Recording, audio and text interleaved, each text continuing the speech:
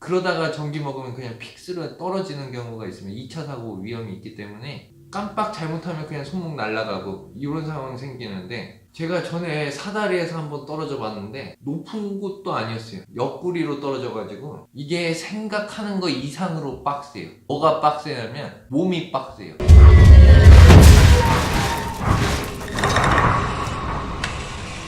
안녕하세요. 인테리어 읽어주는 남자 공사장입니다. 오늘은 계속 상승하는 인건비 때문에 인테리어 견적도 계속 상승하게 되는데, 그것 때문에 인테리어 DIY를 고민하시는 분들을 위해서 DIY가 가능할까? 그에 대해서 한번 알아보겠습니다. 결론부터 말씀드리면 DIY가 가능한 부분이 있고 불가능한 부분이 있습니다. 인테리어 공정에는 굉장히 전문적인 기술을 요하는 공정이 있고 상당히 고가의 장비를 요구하는 공정이 있습니다. 그렇기 때문에 일반인이 모든 공정을 DIY로 해결한다는 것은 좀 무리가 있고, DIY로 할 수 없는 부분은 업체를 통해서, 그렇게 업체와 DIY를 같이 이용하셔야 됩니다. 지금부터 말씀드리는 내용은 집이나 매장의 일부분이 아니라 기초공사부터 마감까지 전반적인 시공이 필요한 현장을 예로 두겠습니다. 먼저 DIY의 장단점을 먼저 알아보겠습니다. DIY의 장점은 직접 본인이 몸으로 때우면서 높은 인건비의 많은 부분을 세이브할 수 있다는 장점이 있습니다. 그렇기 때문에 인테리어 업체에서 받은 견적보다 훨씬 저렴하게 공사를 마무리 지을 수 있다는 게 가장 큰 메리트입니다. 그러면 DIY의 단점은 뭐가 있을까요? 크게 4개로 나눠볼 수 있습니다. 현직 기술자에 비해서 현저히 느린 공정 속도를 단점 중에 하나로 볼 수 있고, 그리고 기본적인 장비가 필요해요.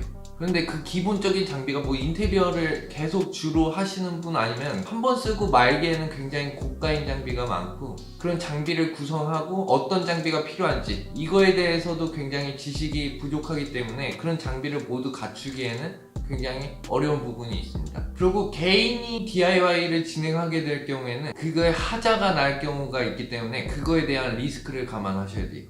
그리고 가장 큰 단점은 뭐냐면은 이게 생각하는 거 이상으로 빡세요. 뭐가 빡세냐면 몸이 빡세요. 평소에 운동을 하시고 뭐 계속 이렇게 체력이 좋다고 자부하시는 분들도 이렇게 현장에서 쓰는 근육이라든지 그런 육체적인 거는 다르기 때문에 공정을 한번 해보시면은 그 다음날 보통 알아놓으세요.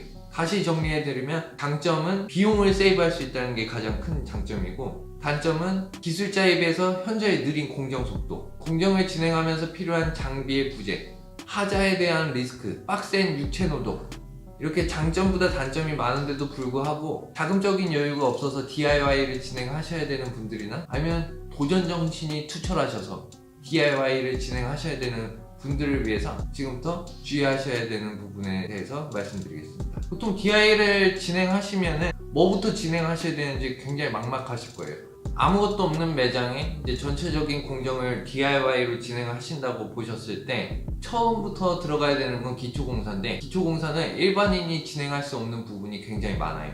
DIY를 할 수 있는 거는 마감공사 때 가장 많고요. 기초공사 때 일반인이 할 수 있는 포지션은 많이 없는 편이에요. 뭐 예를 들어서 이제 벽에 가벽을 세우게 되면 목공이 들어가는데, 목공 같은 경우에는 활용되는 장비가 굉장히 단가도 높은 편이고, 그렇기 때문에 일반인이 계속 사용할 게 아니라면 장비를 구성하기도 굉장히 힘들고, 그리고 톱이 사용되다 보니까 굉장히 위험해요.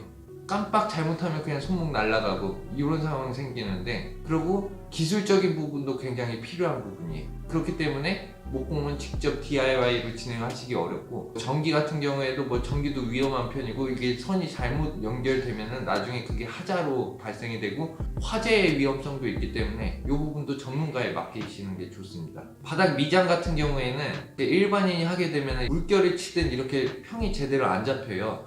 그러면 이게 나중에 이제 하자로 발생될 수도 있고 그 부분에 크랙이 가는 경우도 생겨요. 그러다 보니까 이런 부분들은 전문가한테 맡기시는 게 좋습니다.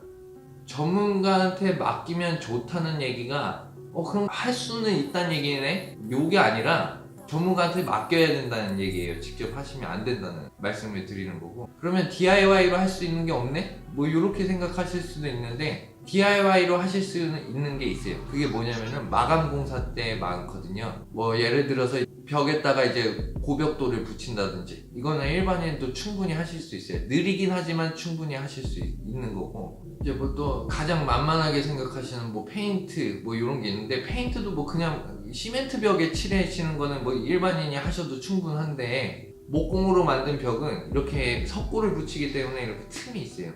틈이 있다 보니까 그 틈을 그냥 페인트를 칠하면 그 틈이 그대로 보여요. 그러다 보니까 거기다 이제 망사 스티커를 붙이고 그 위에다가 빠데 핸디코트를 이렇게 바르게 되고, 마르면은 이제 딱딱하게 굳어요. 그 부분을 이렇게 사포로 면을 잡아줘야 돼요. 그렇게 맨들맨들해졌을 때 페인트를 칠하시면 되거든요. 시멘트 벽에다가 페인트 칠하는 거는 일반인도 충분히 가능하시는데, 목공벽에다가 DIY로 페인트를 하시는 거는 추천하지 않습니다. 내가 눈썰미가 좋다 이렇게 생각하시는 분은 벽 타일 시공도 가능하십니다.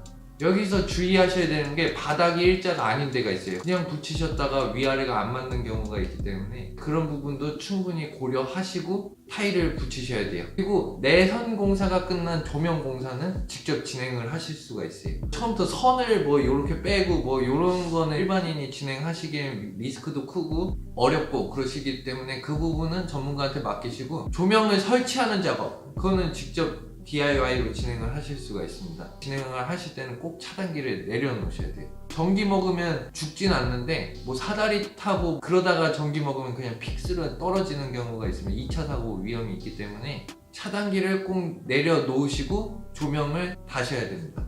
그리고 가장 중요한 거, 높은 곳에서 작업하시는 거. 사다리 타고 높은 곳에서 하셔야 되는 작업은 꼭 전문가한테 맡기시는 게 좋습니다. 제가 전에 사다리에서 한번 떨어져 봤는데 높은 곳도 아니었어요. 옆구리로 떨어져 가지고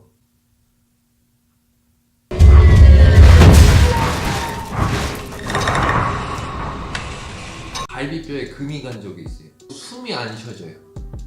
한 3분 동안 숨도 못 쉰 것 같아요. 사다리 타시거나 높은 곳에서 작업하시는 거는 꼭 전문가한테 맡기시는 게 좋습니다. 돈 몇 푼 아낀다고 장애하고 살아갈 수는 없잖아요. 이렇게 DIY가 가능한 부분이랑 불가능한 부분을 이렇게 나열해 드렸는데, 제가 추천드리는 DIY의 방법은 비슷한 공정이 진행되고 있을 때 그때 내가 할 수 있는 부분을 진행하시는 게 좋아요. 뭐 예를 들어서 이제 바닥 타일을 붙이는데, 바닥 타일은 전문가분이 해주실 건데 그때 벽 타일을 내가 셀프로 해보시는 게 좋습니다. 왜냐면은 그분이 어차피 벽도 바르실 수 있는 분인데, 그거에 대해서 내가 벽에 타일을 붙이다가 좀 미숙한 부분이나 이거를 좀 조언을 얻을 수 있기 때문에, 자금적인 여유가 없으신 분들은 제가 말씀드린 내용 참고하셔갖고 인건비를 줄일 수 있는 부분은 직접 진행하시면은 굉장히 견적 절약에 도움이 되실 것 같습니다. 감사합니다.